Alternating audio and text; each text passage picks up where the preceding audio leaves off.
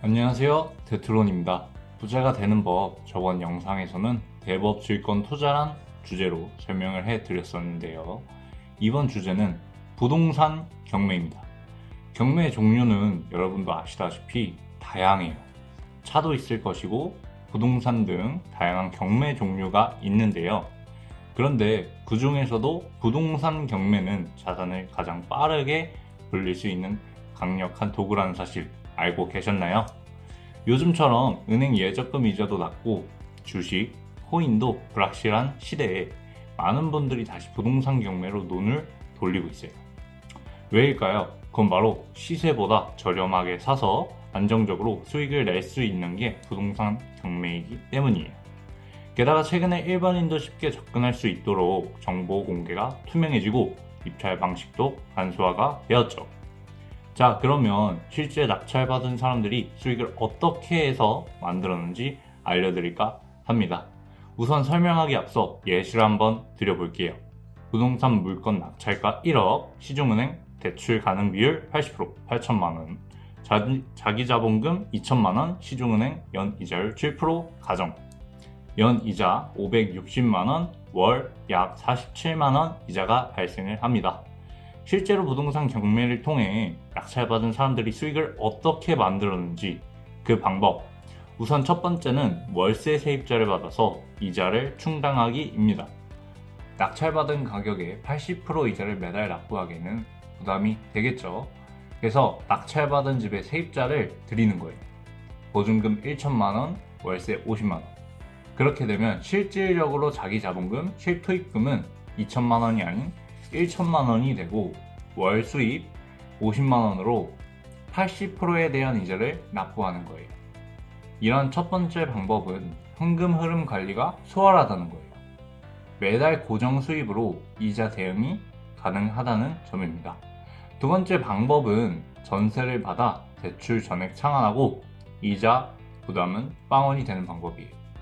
설명을 해드리자면 월세가 아닌 전세로 세입자를 구해 세입자에게서 받은 전세금으로 80%에 대한 대출금을 전액 상환하는 거예요. 이렇게 대출을 상환하여금 대출금과 이자 발생이 안 되는 거죠. 나머지 자기 자본금 20%는 계속 묶여 있는 거죠. 이러한 두 번째 방법은 수익 측면에서도 2년 뒤 시세가 상승하면 양도 차익 확보가 가능하다는 점이에요. 예시를 드리자면 1억에 낙찰받은 물건이 2년 뒤 1억 5천만 원에 팔리면 5천만 원의 양도 차익이 확보가 가능하다는 거죠. 하지만 과연 부자들은 어떻게 더 많은 돈을 벌고 어디에 투자를 할까요? 재밌게도 부동산 경매와 대법 질권 투자는 하나의 구조로 연결이 됩니다. 부자들은 항상 얼마를 버느냐보다 지금 이 돈으로 다음 투자를 할 수 있느냐를 먼저 봅니다. 그 방법이 바로 전세 세입자를 들여놓고 대출을 전부 상환하는 것이 아닌 전세금을 질권 투자에 활용하는 구조예요. 조금 더 쉽게 말씀드리자면 대출금이 8천만 원이고 시중은행 연이자율이 7%라면 연이자는 약 560만 원, 원로는 약 47만 원이 발생된다고 했었죠.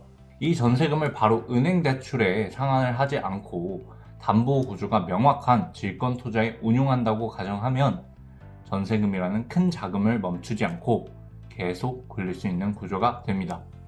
여기서 중요한 건 이걸로 당장 얼마를 더 버느냐가 아니에요. 같은 자금을 다음 투자로 이어갈 수 있는 구조로 만드는 것이 핵심이에요. 실제로 부자들은 수익률보다 자금이 멈추지 않는 구조를 훨씬 더 중요하게 봅니다. 물론 아무 질권이나 투자하면 안 되죠. 담보가 무엇인지, 회소 구조가 어떻게 되어 있는지 반드시 확인하고 접근하셔야 합니다. 그래서 저는 부동산 경매와 질권 투자는 반드시 같이 설계해서 봐야 한다고 말씀드리는 거고요. 항상 저는 말합니다. 돈이 돈을 번다고요. 하지만 많은 분들은 이 말의 의미는 알지만 어떻게 구조를 만들고 어떻게 실행해야 할지는 잘 모르고 있습니다. 이런 구조를 데트론이 하나씩 알려드리겠습니다. 혹여 궁금하신 사항이나 나도 대부업 질권 투자를 해보고 싶다 하시는 분들은 밑에 링크를 통하여 글을 남겨주시면 제가 직접 상담 도와드리도록 하겠습니다. 감사합니다.